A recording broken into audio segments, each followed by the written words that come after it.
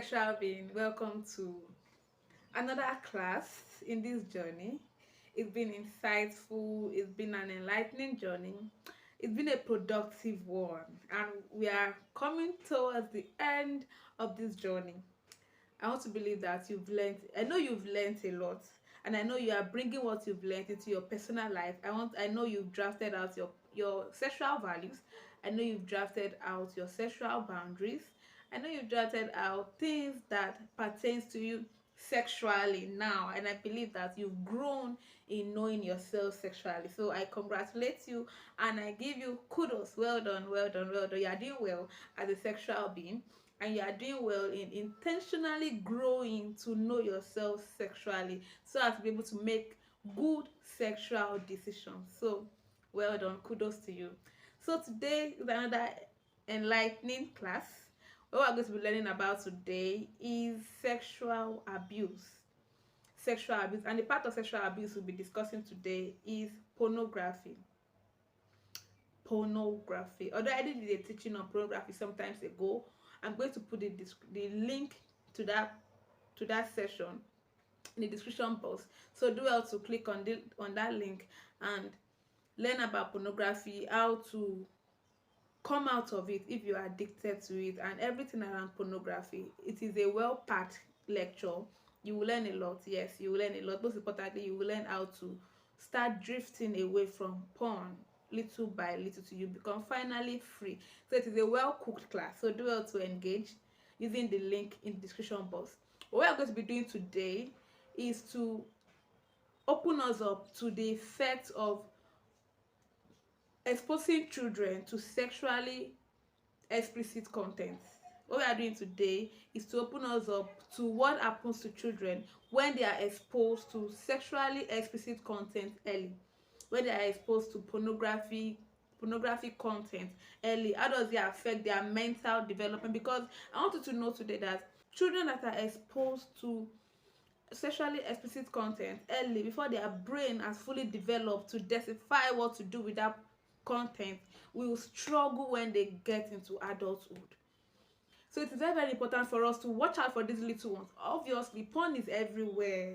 Porn is everywhere. Our conversation with people, the music we listen to, the movies on social media, like links to porn sites are easily accessible. So we cannot keep denying or lying to ourselves that these little ones are not viewing porn. No, it is going to be a lie. We're going to be living in denial. They are viewing porn. They are visiting porn sites. And even if they are not visiting porn sites, everywhere you turn to online, it is filled with pornography. So we want to be intentional about curbing what these young ones are seeing online, because anything they see online growing up, like the sexually explicit content they are exposed to as children, when their brain has not fully developed what they need, what they will do with that information, will affect them in adulthood. So that is what we're going to be discussing and learning about today. So once again, you're welcome to today's class. Don't close your mind. I want you to open up your mind to receive what you will learn today, and also make good use of the information that you will be exposed to today. So like I said earlier, porn is everywhere. Porn is everywhere, and porn is not limited to videos. Let's start with the definition of pornography. Pornography refers to sexually arousing material or material intended to produce sexual arousal. It is either written, filmed, etc. So there are different ways by which people view porn. It can be through movies, it can be through books, it can be through lyrics of songs. Yes, it can be through different literature ways. It can be through different ways. So porn is not limited to just seeing a blue film or an X-rated movie. It can also be in books, in songs, in different ways. So porn is everywhere. And one thing is that your brain cannot decipher when you are watching porn and when you are having sex. Your brain interprets watching porn as viewings, as engaging in sex. Your brain as interprets porn as engaging in sex. So when you are watching porn, your brain cannot determine, okay, No, it's watching porn. No, your brain automatically assumes that you are engaging in sex. And another thing is that porn is fake. Porn is fake. From the trusting velocity to everything about porn is, it is just an act. It is not real.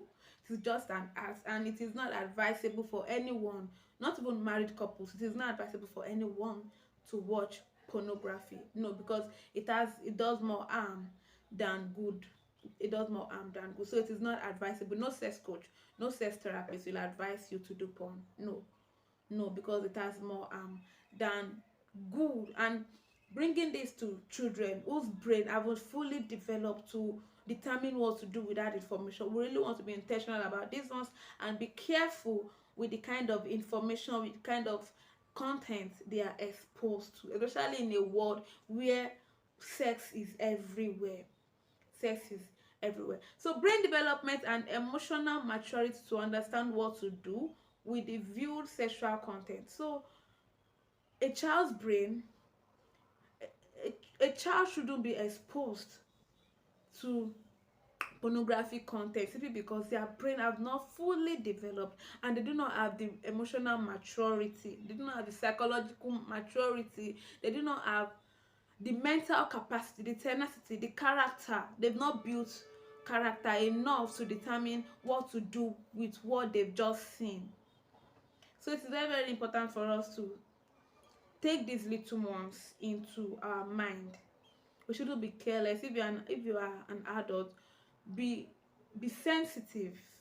Don't just live life anyhow. Be sensitive with what the children around you, the kind of communications they engage in, the kind of songs they sing, the kind of vulgar words that come out of their mouth. You want to quickly correct them and have a conversation with them, not from the viewpoint of rules and regulations, but be there, like be emotionally available, intentionally bring them to you, make your circle feel safe so that they can have that kind of conversation with you, so you'll be able to lead them on how to build healthy sexual behaviors that will help them to navigate life as a sexually grown adult, and in future they will have you to thank for it. So how does viewing porn affect a child? How does viewing pornography as a child, how does it affect a small child, knowing fully well that their brain haven't fully developed to determine what to do with this information? Number one, it creates confusing expectations. When a child views porn, you can relate. The first time you view porn, I don't ever know you love porn. Almost everyone in this world has at one point now either intentionally or mistakenly stumbled on porn. So the very first time you viewed porn, what was it like to you? Like, what was on your mind? What was the feeling like? Like, were you confused or were you confident and comfortable?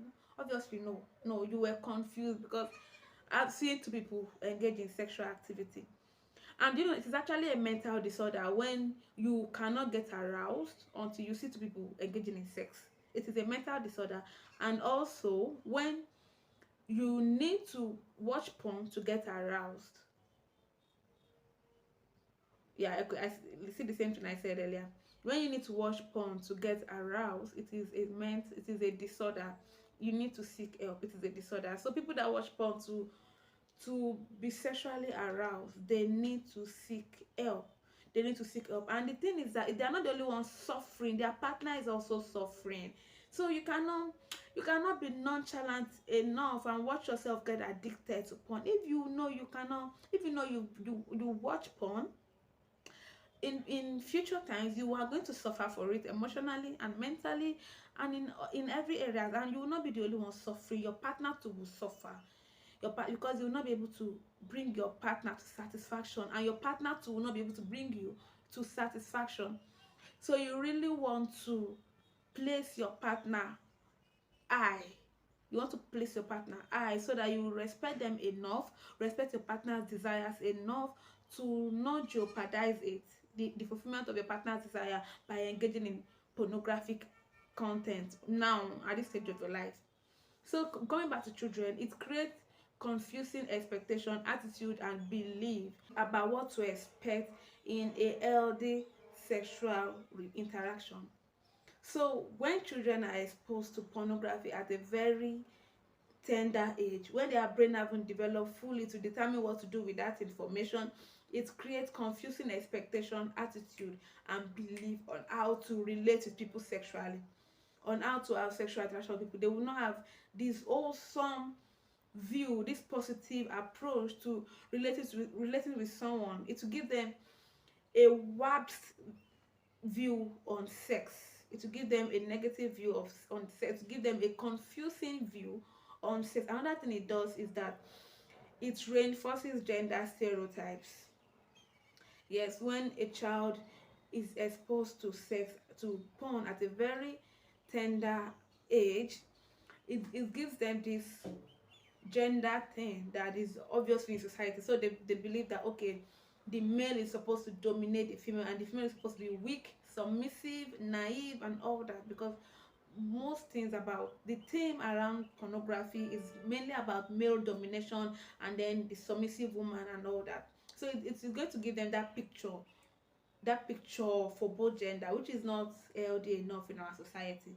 Another thing it does is that it makes sexual violence seem okay and disregards consent. When a child is when a child gets exposed to pornographic content early in life, they tend to see sexual violence as a very normal thing, because that is what their brain has grown to believe. That is what they've seen. That is the possibility that have been modeled to them. So they tend to believe that sexual violence is a normal thing. So it is something they can engage in. It is something they can be a part of, and it disregards consent. They will not believe that they're supposed to seek consent for something before they engage in that thing. Another thing it does is that it portrays people as objects, and most time, in fact, don't let me even say most time, because even now, females sexualize men. So it, viewing pornography portrays people as objects. Now imagine a child already objectifying people in sexual ways.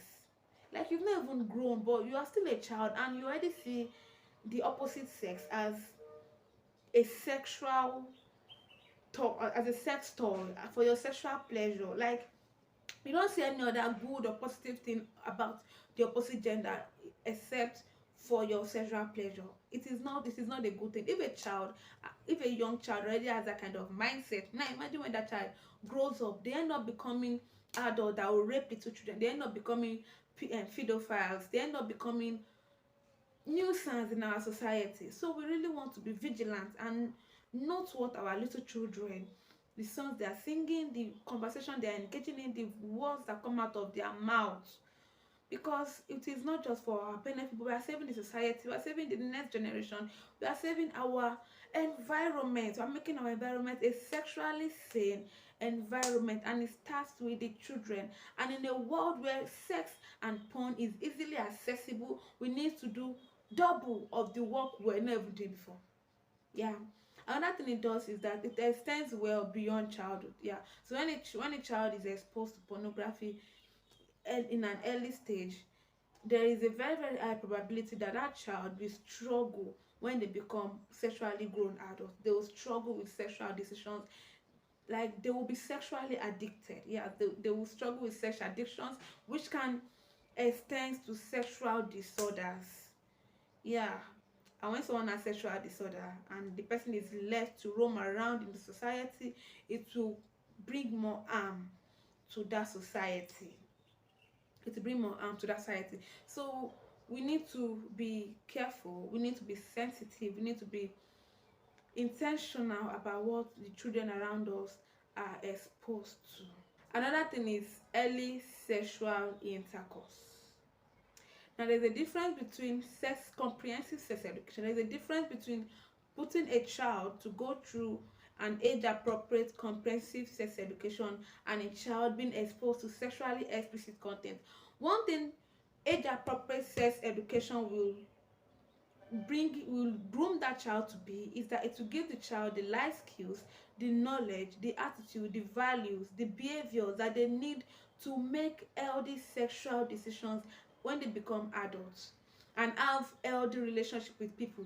But exposing a child to sexually explicit content will make that child engage in early sexual intercourse. Like that child does not, the child is engaging in that early sexual intercourse because of what they've seen. So they are curious, they are pressured and all, not because they now have the understanding of how to live life as sexual beings. No, they don't have the understanding. They are acting out what they've seen. They are acting out what they've seen. They don't even understand. They don't know the negative effect. They don't know the positive effect. Porn depicts sexual activity in many ways, and many are not socially normal or accepted. Yes, pornography portrays sex in many ways, and most of these ways are not socially acceptable. They are not normal in the society. Now imagine a child that has been exposed to sexually explicit content from a tender age. They begin to portray what they've seen in that movie. Just like I said earlier, they will not have regard for consent. They will believe in sexual abuse, sexual violence. They will think gender stereotypes are normal and all that. And also sex addiction, which can also lead to sex it can also lead to sexual disorders, and also it causes trauma. Yes, when a child that has been sexually exposed to explicit content from growing up become adults and they are now struggling with sexual disorders, it causes trauma. Not only that, it also impair the young person's social and interpersonal development, so the person will never be able to relate with the society well, and development within themselves will be difficult because like they know something is wrong, but they will keep doing harmful things just to prove themselves right and to make them feel good about themselves. So it's going to take so much more to heal a sexually impaired adult than it will take to groom a sexually sane child. Yes, it is very very easy to groom a sexually sane child than to heal a sexually impaired adult. So we want to intentionally start doing the work from when they are small, when they are little children. And have I said that it exposes this truth? When a child gets exposed to sexually explicit content early, it exposes this child to be a victim of sexual abuse. Yes, there is early exposure to abuse. This child gets victimized easily because they will never know what to do to defend themselves. They will not know what to do to defend themselves. They will not know how they can defend themselves. And also it initiates a child to experiment. Just like I said earlier, most times when children see porn, they want to see what they want to see. Even without children seeing porn, when we're growing up, we're doing mommy daddy, like there's this role play. Can you imagine? Like we've never seen porn then, but there's this role play. You want to do mommy, you want to do daddy, you want to do baby and all that. Now imagine now that there is porn. Now there is porn. You will now start seeing master and boss, secretary and boss, teacher and student, daddy and mommy. Like come on, like role plays and children. Oh my god, like those little humans. They will act beyond your imagination. So when children are exposed to sexually explicit content, they will surely act it out. They will surely act out. Another thing is that it leads a child to normalize and become desensitized to high risk behavior. Like they don't know these things are not normal, but because they've seen it, because that is the possibility that have been modeled to them, and because no adult is bold enough to talk to them about it, they just feel it is normal, and that is what makes them a big boy, a big girl. Like that is what makes them feel like who they are. So I once heard someone say, "You are not yet a woman if you've not had sex." Like, are you whining me? So you need to have sex to be a woman. Like, come on, this kind of lies that fly around in our society, it is not helping anybody at all. Another thing exposing a child to sexually explicit content does is that it shapes a child expectation in relationship. Yeah, just like I said earlier, that child will not be able to have healthy relationship with the opposite sex. They will not be able to have healthy relationship with the opposite sex. Just merely seeing the opposite gender, their mind have gone wild. They've seen the nakedness of that person already, and it is not nice. It is not. It does not help anyone in the society. Yeah, Another thing is that it blurs boundaries. Yes, they don't understand what boundaries mean. Even us as adults, we don't have a full say on what our sexual boundaries are. And remember, I've done a teaching on that, so if you've not listened to it, go to my channel and check out sexual boundaries. So it blurs out boundaries. Another thing is that it increases health risk. A child that has been exposed to sexually explicit content and obviously has been experimenting and peradventure has been a victim of sexual abuse will obviously be at risk of sexual transmitted disease and all that. That child will be at risk. So can you see that it doesn't stop with childhood, it extends to adulthood. It extends to adulthood and it spoils a lot of things. It interferes with a child's healthy sexual development. There is a healthy way to develop sexually as a child. There is a healthy way to develop. Remember, I once said every child is entitled, every child has a right to comprehensive sex education. Every child has a right to knowledge about sexuality and all. So a child that has been exposed to that kind of information, that already has their brain warped regarding sex, that already believes in violence, that already believes in gender stereotypes and all, will not be able to have a healthy sexual relationship with anybody. With anybody. Another thing is that it increases a child's risk of problematic sexual behavior against other children. It is very, very easy to influence a child negatively than influence a child positively. So when there is a bad child in a society, that child can easily influence the other good children in that society. So it doesn't just tell on that child, it spreads to the children surrounding that child, and it can cause harm to those children. Can cause harm. So we need to watch out for these little humans. We really need to watch out for these little children and be intentional about them. Now, how will you know if your child is seeing porn? Like, are we really waiting for signs? Are you really waiting for signs? Porn is everywhere, sex is everywhere. So we shouldn't be asking ourselves that question. We should not be asking. It is everywhere. The songs they sing, the movies they watch, they go to school, the conversation they engage with their friends. Like, porn is everywhere. So you should not be asking that, is my child watching porn? Because if we are going to tell ourselves the truth, yes, your child is. Yes, your child is. Even if your child doesn't want to watch porn, porn will meet your child where that child is. So you shouldn't be saying, what are the signs? You don't need to see a sign. You should know that your child is watching porn and be ready to stand in the gap. Be ready to groom that child. Remember, your child's first sex education comes from you as a parent. So as a parent, what should you do? What should you do? What should you do as a parent? Number one, you want to be emotionally available. And it is in this kind of situation that we recommend gentle parenting. If all your life you've always been shouting on your children, like you don't have this relationship with your children, it will not be very, very easy. In fact, you will not be able to talk to them about sex or anything. You'll not be able to engage in sex education with those children. It is not possible.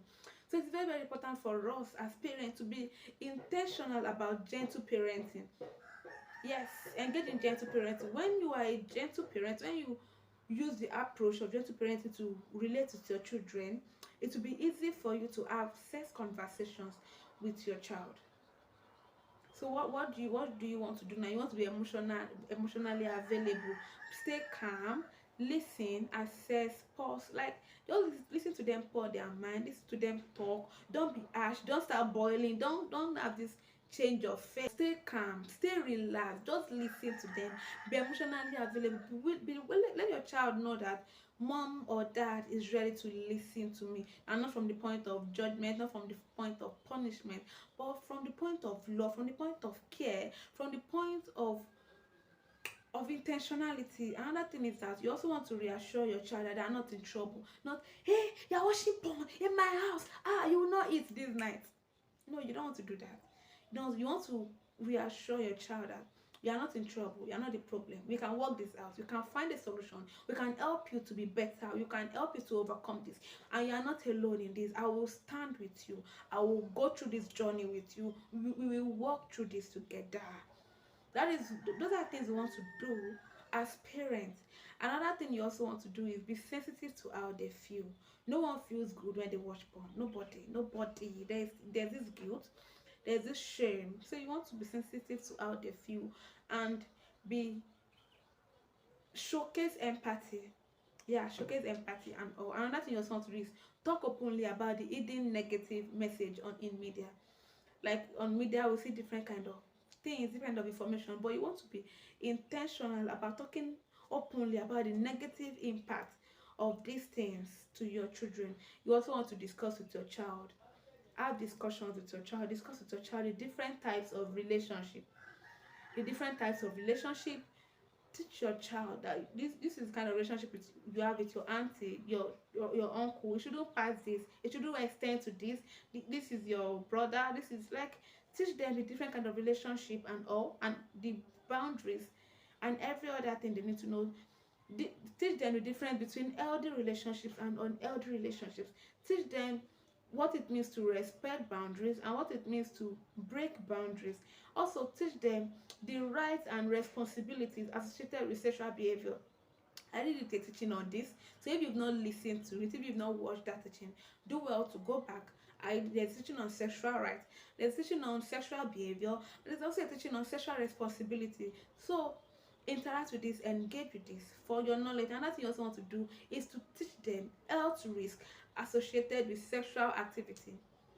The health risks associated with sexual activity. Another thing I also want to talk about is the importance of self-worth and self-dignity. Importance of self-worth and dignity, importance of body autonomy, importance of sexual values, importance of being a good person, being an intentional person regarding your sexuality. Another thing you also want to do is to foster a positive body image and gender identity. Let your child be confident in who they are. Let them know, like, let them have these positive affirmations about their body, about who they are and all that. Like in parenting, you want to be there. No, pastors are not expected to do parenting for you. Teachers is kind of expected to do parenting. You are a parent, you brought that child into this world, you will train, you will groom that child. So don't leave your parenting job for outsiders to do.